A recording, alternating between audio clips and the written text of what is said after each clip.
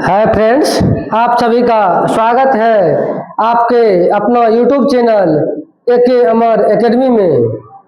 आज हम लोग जो है 10th क्लास में जो द्विघात समीकरण चैप्टर है, जो बहुत ही इम्पोर्टेंट चैप्टर है, उससे ऑब्जेक्टिव में ही एग्जाम में जो है लगभग 8 से 10 प्रश्न पूछे जाते हैं ऑब्जेक्टिव से, और टोटल मिला करके जो है ऑब्जेक्टिव और सब्जेक्टिव मिला करके 20 से 25 मार्क्स जो है पूछे जाते हैं। बहुत ही इम्पोर्टेंट चैप्टर है। आज हम लोग उसी के बारे में देखेंगे, उसी चैप्टर को हम लोग पढ़ेंगे। तो आते हैं हम लोग द्विघात समीकरण। पहला जो टॉपिक है वो है द्विघात समीकरण का मानक रूप। या जो हम लोग पहला टॉपिक है इसका है द्विघात समीकरण का जो है मानक रूप क्या होता है।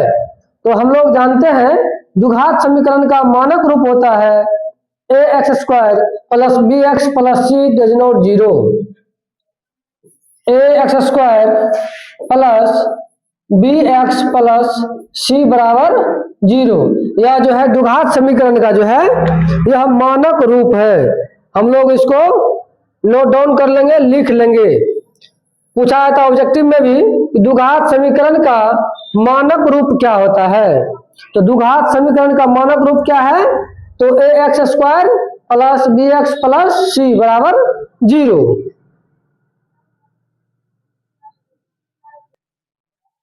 तो हम लोग देख लिए, क्या देखे हम लोग कि द्विघात जो समीकरण है, द्विघात समीकरण का मानक रूप क्या होता है। तो मानक रूप हम लोग देखे क्या होता है, ax² plus bx plus c बराबर 0। यह ऑब्जेक्टिव में पूछा भी जाता है कि द्विघात समीकरण का मानक रूप क्या है, और ऑब्जेक्टिव में दिया जाता है। तो हम लोग देख लेंगे क्या होता है ax² plus bx plus c बराबर 0। हम लोग आगे बढ़े, चलिए दूसरे स्लाइड पे हम लोग चलते हैं नेक्स्ट क्वेश्चन पे। अब हम लोगों से पूछता है कि विवेचक, द्विघात समीकरण में ही आता है विवेचक। क्या आता है? तो पूछा जाता है विवेचक निकालने के लिए। क्या निकालने के लिए? तो विवेचक निकालने के लिए हम लोगों से पूछा जाता है। तो विवेचक को हम लोग डी से सूचित करते हैं। विवेचक को हम लोग कौन सी से? डी से। तो विवेचक बराबर फॉर्मूला होता है डी बराबर बी² minus 4ac, b² minus 4ac। यह जो विवेचक बराबर जो यह फॉर्मूला हुआ, हम लोगों को याद रखना है एग्जाम के दृष्टिकोण से कि विवेचक बराबर जो फॉर्मूला होता है वो होता है b² माइनस 4ac। हम लोग एक एग्जाम्पल भी लिए हुए हैं कि 4x² प्लस 3x प्लस 6 बराबर 0 का विवेचक निकाले। तो हम लोग जानते हैं इसका सूत्र क्या होता है। तो b² बराबर क्या होता है? d बराबर होता है b² माइनस 4ac। यहाँ हम लोग देखेंगे तो a का मान कितना है, यहाँ a बराबर देखेंगे हम लोग 4 है। a का मान ये हो गया, b का मान ये हो गया, और b बराबर हम लोग देखेंगे तो 3 है, और c बराबर देखेंगे हम लोग कितना है, तो 6 है। c बराबर कितना है, तो 6 है। आइए हम लोग अब बैठाते हैं मान बिठाएंगे हम लोग। मान क्या है? तो d बराबर होता है, क्या होता है? d बराबर b² माइनस 4ac होता है। अब हम लोग बैठाएंगे b² की जगह b की जगह कितना 3 है, 3 का स्क्वायर हो गया माइनस 4 हो गया, गुने a का मान कितना, यहां से देखेंगे a का मान 4 है, गुने कितना हो जाएगा 4 गुने, उसके बाद हम लोग क्या देखेंगे c का मान कितना है, c का मान 6 दिया हुआ है। चलिए 6 यहां लिख लेते हैं। अब चलिए हम लोग आगे बढ़ते हैं, इसको कैलकुलेशन करते हैं। 3 का स्क्वायर, 3 को 2 बार गुना करेंगे, 3 गुने 3 कितना हो गया, 3 तिया 9 हो गया। फिर उसके बाद है माइनस, तो माइनस दे दिए। यहाँ देखिए 4 चौके 16, 4 गुने 4, 4 चौके 16, 16 छाके 96, कितना हो गया, तो 96 हो गया। अब हम लोग क्या करेंगे, घटाएंगे। देखिए 9 में से कितना घटेगा, 96 घटेगा। हम लोग यहाँ घटा के एक बार देख ले कैसे घटाते हैं। 96 माइनस के 1 दे हो गया 16, 16 जगह बचेगा 7, यहाँ बच गया 8, कितना हो गया, तो माइनस 87। छोटा से बड़ा घटेगा क्या होगा, हो जाएगा माइनस 87। कोई दिक्कत है? दिक्कत है तो बताइएगा। माइनस 87। तो डी का मान कितना हो गया, डी का मान हो गया -87। ऑप्शन में पूछे या ऐसे बनाने दे दोनों में हम लोग बना सकते हैं। हम लोग समझ गए यहाँ। तो यदि डी पूछे, डी बराबर क्या होता है विवेचक, डी बराबर क्या होता है b² - 4ac। और एग्जाम्पल भी हम लोग देख लिए, यहाँ समीकरण में जो x² के बगल में होता है का गुणांक, x² का गुणांक a होता है, x का गुणांक b होता है, और जो किसी का गुणांक नहीं होता, जो अचर मान होता है, वो क्या होता है c होता है। ये क्या है तो c है। चलिए हम लोग आगे देखें, दूसरे स्लाइड की ओर चलते हैं। अब है द्विघात समीकरण का सूत्र। किसका सूत्र, तो द्विघात समीकरण का सूत्र। द्विघात समीकरण सूत्र होता है -b, क्या होता है -b ± √d बटा 2a। द्विघात समीकरण का सूत्र क्या हो गया, द्विघात समीकरण का सूत्र हुआ, द्विघात समीकरण का सूत्र हो गया आपको, द्विघात समीकरण बराबर हो गया -b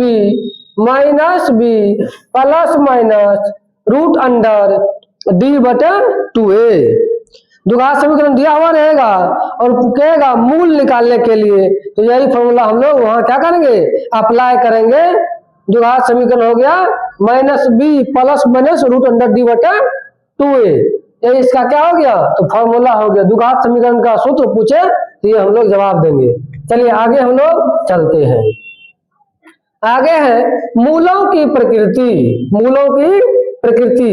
अगला जो टॉपिक दिया है हम लोग वो क्या है, तो मूलों की प्रकृति। मूलों की प्रकृति कैसे होगी, जब d 0 के बराबर हो, जब d का मान क्या हो, वो 0 के बराबर हो जाए, तब मूलों की प्रकृति कैसी होगी, तब मूलों की प्रकृति वास्तविक और समान होंगे। मूल दो होते हैं, एक अल्फा और एक बीटा, जो आगे हम लोग पढ़ेंगे, आगे हम लोग देखेंगे। वो जो मूल है, दोनों मूल वो बराबर होते हैं, समान होते हैं और वास्तविक होते हैं। वो रूट के अंदर में, यानी कि जिसका परिमेयकरण हो जाएगा, इसका परिमेय संख्या निकलेगा, वो वास्तविक मूल होगा, वो वैसे मूल होते हैं।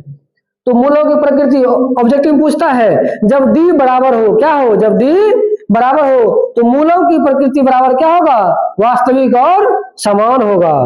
वास्तविक और क्या होगा, जब मूलों की प्रकृति क्या हो, जब d बराबर 0 हो तो मूल क्या होगा, वास्तविक और समान होंगे। ऑब्जेक्टिव में पूछता है तो हम लोग ध्यान देंगे, जब क्या हो, जब d बराबर हो तो मूलों की प्रकृति क्या होगी, वास्तविक और समान होगी। हम लोग क्या करेंगे, साथ ही साथ लिखते हुए भी जाएंगे और एकदम ध्यान से समझते हुए जाएंगे, ताकि ऑब्जेक्टिव में हम लोगों को या जो द्विघात समीकरण से कोई भी सवाल पूछा जाए हम लोग मिस नहीं करें। चलिए हम लोग आगे देखें, इसको हम लोग लिख लेंगे आराम से। मूलों की प्रकृति जब d बराबर 0 हो तो मूलों की प्रकृति क्या होगी, वास्तविक और समान होंगे। अब मूलों का मान, अब मूलों का मान जो होता है, चूंकि वास्तविक और क्या है, समान है, तो -b बटा 2a और उसके बाद -b बटा 2a, दोनों मान जो है अल्फा और बीटा दोनों क्या होंगे, समान होंगे। जब d बराबर 0 हो जाए, जब d बराबर 0 हो जाए, दोनों मान क्या होंगे, समान होंगे, दोनों मूल समान होंगे, वास्तविक और समान होंगे। चलिए हम लोग आगे देखते हैं। अभी देखिए हम लोग, जब d बराबर 0 हो, अब अगला स्लाइड में हम लोग देखेंगे जब d क्या हो, 0 से बड़ा हो, तब देखेंगे हम लोग d जब क्या हो, 0 से छोटा हो, तब क्या होता है। अब यहां हम लोग देखेंगे जब d क्या हो, 0 से बड़ा हो, तो मूलों की प्रकृति कैसी होगी, तो मूलों की प्रकृति वास्तविक तो होगी लेकिन असमान होंगे। मूलों का जो मान है अल्फा और बीटा, मूलों का जो मान अल्फा और बीटा वो बराबर नहीं होंगे, वो अलग अलग होंगे, असमान होंगे, एक समान नहीं होंगे। तो मूलों का मान हो, जो हम लोग मूलों का जो मान हम लोग निकालेंगे, मूलों का मान होगा क्या, वो द्विघात समीकरण के सूत्र पे या निकल जाएगा, या ऐसे भी हम लोग निकालेंगे तो निकल जाएगा। आइए, मूलों का तब मान क्या होगा, जब d ग्रेटर देन 0 हो, इसको पढ़ेंगे। अब d ग्रेटर देन, यानी कि d क्या हो, 0 से बड़ा हो, जब d ग्रेटर देन 0 हो तो मूलों की प्रकृति क्या होगी, वास्तविक और असमान होंगे। और मूलों का मान जो होगा, मूलों का मान, मूलों का मान जो होगा, मूलों का मान जो होगा, मूलों का मान जो होगा वो क्या होगा, मूलों का मान, मूलों का मान हो जाएगा minus B plus minus root under D बटा 2a। चलिए इसको हम लोग ध्यान ध्यान रखेंगे। जब क्या हो, जब मूलों की प्रकृति वास्तविक और असमान हो, यानी कि जब d ग्रेटर देन 0 हो, d का मान क्या हो, जब 0 से बड़ा हो, तो वहां जब मूलों का मान निकलना हमको पड़े, यही फॉर्मूला लगाएंगे minus B plus minus root under D बटे 2a। यह फॉर्मूला लगा करके हम लोग मूलों का मान निकाल सकते हैं। अब चलिए हम लोग अगले स्लाइड की ओर हम लोग चलते हैं। क्योंकि एग्जाम बहुत नजदीक है, इसीलिए जो है थोड़ा तेजी से हम लोग करेंगे और हम लोग सारे चीज को समझते हुए जाएंगे। आप लोगों से यही आग्रह है, आप लोग चैनल को सब्सक्राइब कर लीजिए और अपने दोस्तों को भी शेयर कर दीजिए, ताकि कोई इस वीडियो से चूके नहीं, सब इस चीज को देखे और एग्जाम में जाकर अपना क्वेश्चन वो सही कर पाए। आइए अब अगला है, जब डी का मान क्या हो, जब डी का मान क्या हो, 0 से छोटा हो, जब डी का मान क्या हो, डी लेस देन 0, यानी कि जब डी का मान क्या हो, 0 से छोटा हो, तब क्या होगा, मूलों की प्रकृति वास्तविक नहीं होगी। मूलों की प्रकृति क्या होगी, तो वास्तविक नहीं होगी, 0 से छोटा। जो अभी जैसे डी का मान हम लोग निकाले थे वो क्या था, मूलों की प्रकृति वो वास्तविक नहीं थी, डी का मान वो छोटा था। आइए तो मूलों का फिर मान क्या होगा, मूलों का फिर मान क्या होगा, हम लोग लिखेंगे मूलों का मान बराबर, मूलों का मान, मूलों का मान क्या होगा, तो मूलों का मान होगा, मूलों का मान क्या होगा, जब d जो है लेस देन 0 से हो, यानी कि d जो है 0 से छोटा हो, तब d का मान क्या होगा, वास्तविक नहीं होगा। d का मान क्या होगा, तो वास्तविक, वास्तविक नहीं होगा, वास्तविक नहीं होगा। d का मान क्या होगा, वास्तविक नहीं होगा।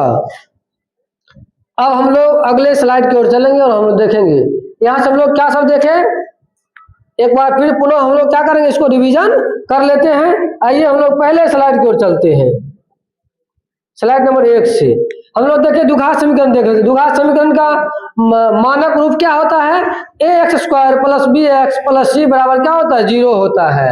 ये तो तक हम लोग देखे थे।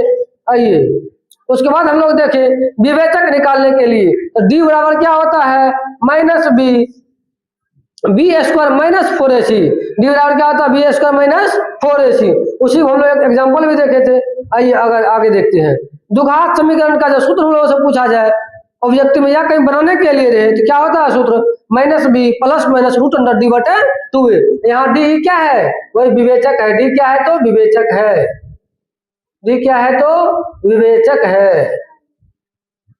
आइए चलिए आगे देखें हम लोग। उसके बाद हम लोग देखेंगे मूलों की प्रकृति। मूलों की प्रकृति का एक मतलब है वास्तविक है कि समान है।